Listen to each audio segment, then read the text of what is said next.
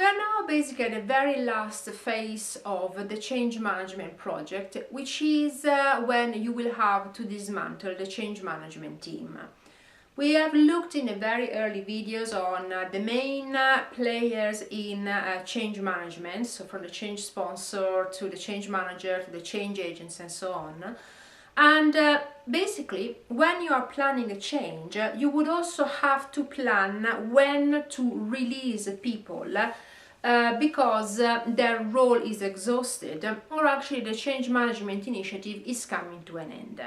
It's coming to an end because the objectives have been achieved, or in some cases it's coming to an end because the executive have realized that maybe that specific initiative was not the best option and therefore they decided to move on. Regardless of the decision, you always have to plan as and when to release the resources.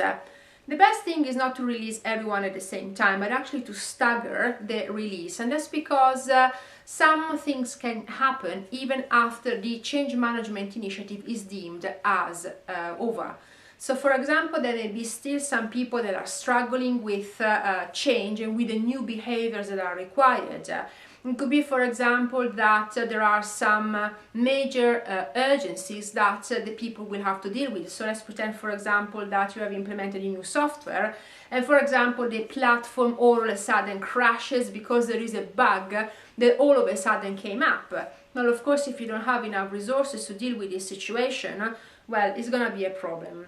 Also because usually managers tend to believe that when the change management initiative is over, all their resources, for example the resources that were actually tasked to work on the change management initiative, will go back to them.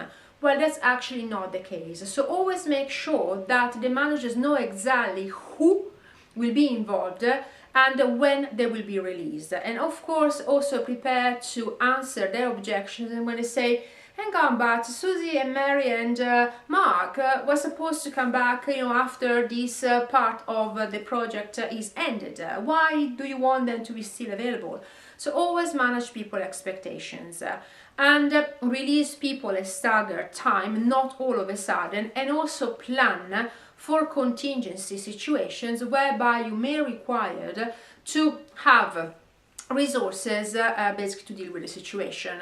In some cases, you may also decide to get external consultants to deal with these situations. But again, it's better actually to have people that have been involved in the change management initiative because they will be better placed to deal with unexpected situation or with crisis. And that's basically the last part of change, and I will conclude this series of videos with the next one. Thank you so much for watching.